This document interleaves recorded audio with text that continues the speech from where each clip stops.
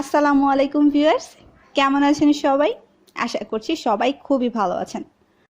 আমরা কিন্তু মোটামুটি অনেক কাবাবই খেয়েছি, যেমন শামি কাবাব, গোলা কাবাব। তো আজকের পর্বে আরেকটি কাবাবের রেসিপি নিয়ে হাজির হয়েছি।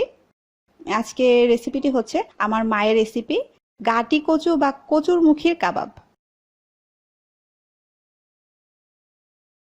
ভিডিওটি না টেনে দেখবেন, তাহলে যখন আপনারা বাসায় বানাবেন তখন কিন্তু আপনারা কাবাব হবে একদম পারফেক্ট। গাটি কচু বা কচুর মুখী আমার এখানে লেগেছে হাফ কেজির মতো। এখন আমি এগুলো খুব ভালোভাবে একটু সেদ্ধ করে নেব। আমার এখানে সেদ্ধ করতে সময় লেগেছে প্রায় 10 থেকে 12 মিনিটের মতো।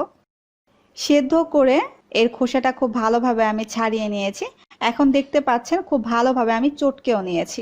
কচুটা খুব ভালোভাবে আমি চটকে নিয়েছি, একদম কিন্তু মিহি হয়েছে।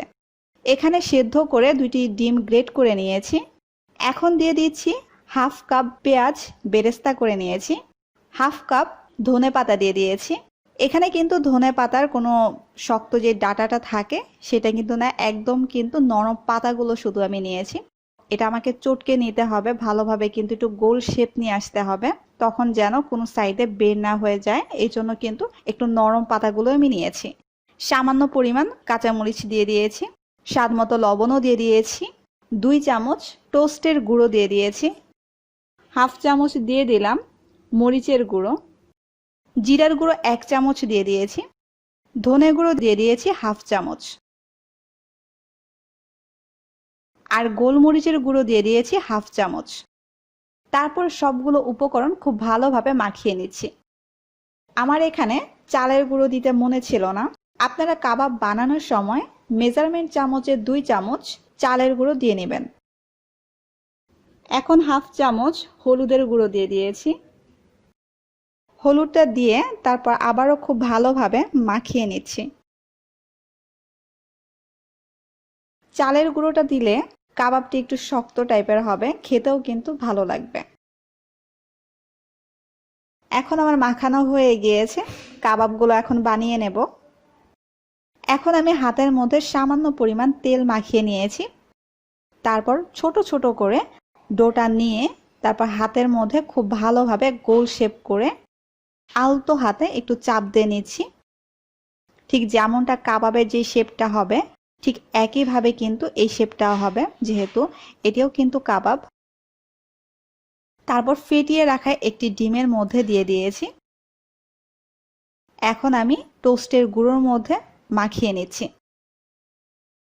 আপনারা কিন্তু এখানে ব্রেড ক্রাম্ব ব্যবহার করলেও পারেন। যেহেতু আমার কাছে টোস্টের গুঁড়ো ছিল, তার জন্য কিন্তু আমি টোস্টের গুঁড়োটা ব্যবহার করেছি। ঠিক একই প্রসেসে আমি আরেকটি বানিয়ে নিচ্ছি।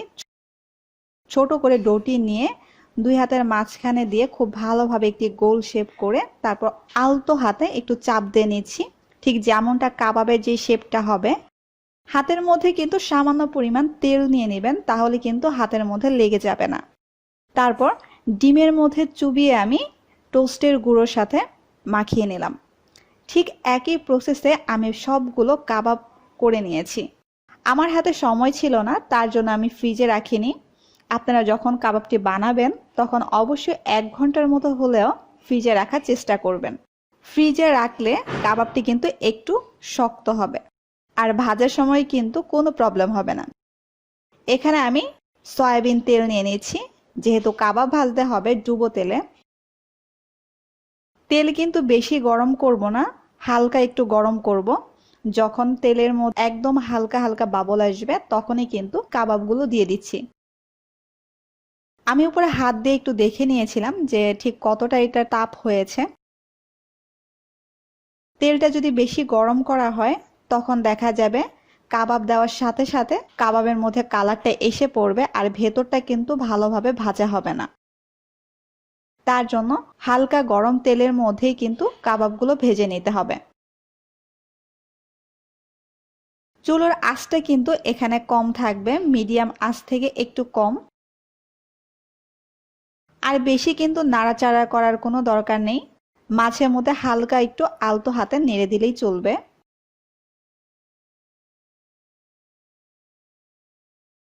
একসাথে কিন্তু আপনারা বেশি কাবাব দিবেন না, তাহলে কিন্তু নাড়তে গেলে কিন্তু ভেঙে যেতে পারে।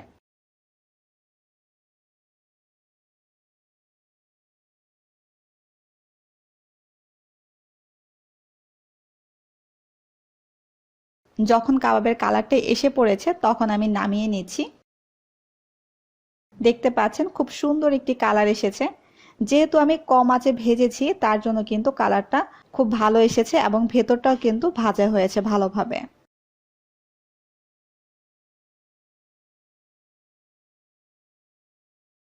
ঠিক একই প্রসেসে আমি বাকি কাবাবগুলো ভেজে নেব।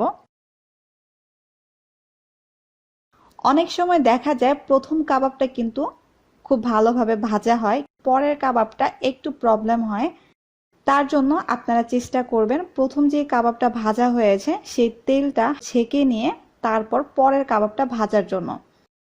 যেহেতু প্রথম কাবাবের যেই টোস্টের গুঁড়োটা আছে সেটি কিন্তু তেলের মধ্যে থেকে যায়, তখন পরের কাবাবটি দিলে দেখা যায় ভালোভাবে কিন্তু ভাজা হয় না বা ভাজতে গেলে দেখা যায় ভেঙেও যায়। কচুরমুখী কাবাব পোলাও দিয়ে খেতে কিন্তু বেশ ভালো লাগে। আশা করছি আমার আজকের কাবাব রেসিপি আপনাদের ভালো লেগেছে। যদি ভালো লেগে থাকে তাহলে অবশ্যই লাইক কমেন্টস করতে ভুলবেন না। যারা আমার চ্যানেলটি এখনো সাবস্ক্রাইব করেননি অবশ্যই সাবস্ক্রাইব করে পাশে থাকবেন। পরের পর্বে আবার দেখা হচ্ছে।